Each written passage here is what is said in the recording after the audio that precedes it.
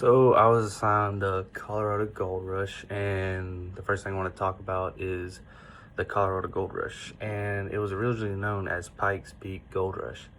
And it all started in 1858, and it was the second largest mining excitement in United States history after the one in California a decade earlier. And so there was over 100,000 people participated in this rush. And they called them 59ers just because of the year 1859. And that was the year that it peaked. And so at the time of the rush, Colorado was still part of like Kansas and the Nebraska territory. And you'll learn later on that this is the big factor. And so I want to start out by talking where it all originated. And so gold was found there by the Cherokee around 1848 on the Cherokee Trail. They only shared it with like some of their tribes of Oklahoma. And then word got around until William Clark Green Russell. He was married to a Cherokee woman of Oklahoma. There he found out from the tribe.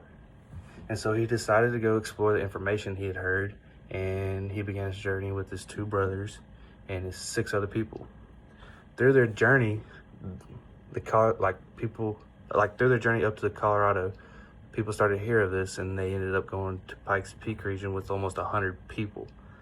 They struggled in the beginning, and most of them lost hope, and it only left William and his brothers and another like maybe 10 people.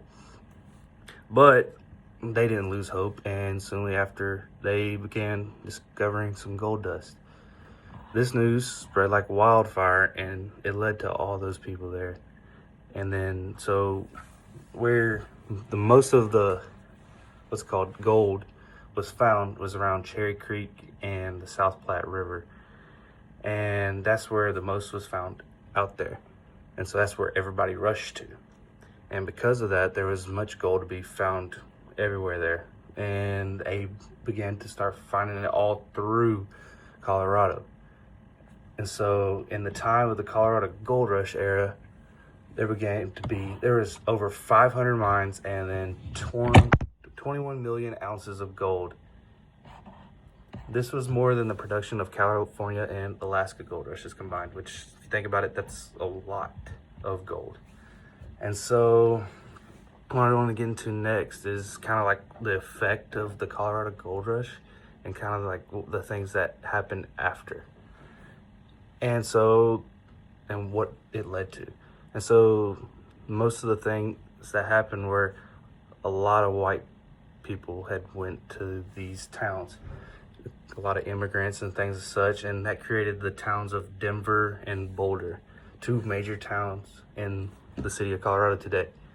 So the first decade of boom was largely concentrated along the South Platte River, which was the base of the mountains, and then the canyon of Clear Creek in the mountains of the Golden and South Park. And so that's where they mostly went to. So as they flooded the region for quick riches, the rapid population growth led to the creation of Colorado Territory in 1861.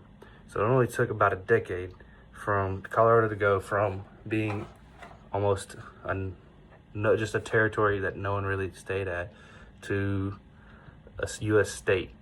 And that happened in the 1876. And so the easy to reach gold deposits were largely played out in 1863. This was hard rock mining followed with exhaustion of placer mines and continued to produce gold ore and many other minerals up to the day. And so because of this, there was railroad lines built to haul gold and up the mountains, which were a major part of the economic base of the region and in the following decades as well. It also helped when there was a big Colorado silver boom too in 1879. And this type of boom was also the help of America's westward expansion, just the silver boom and the Colorado Gold Rush boom. And so all these different factors have led me to believe that Colorado Gold Rush was an important piece of our nation's history. And so that's what I learned about this project. Thank you very much.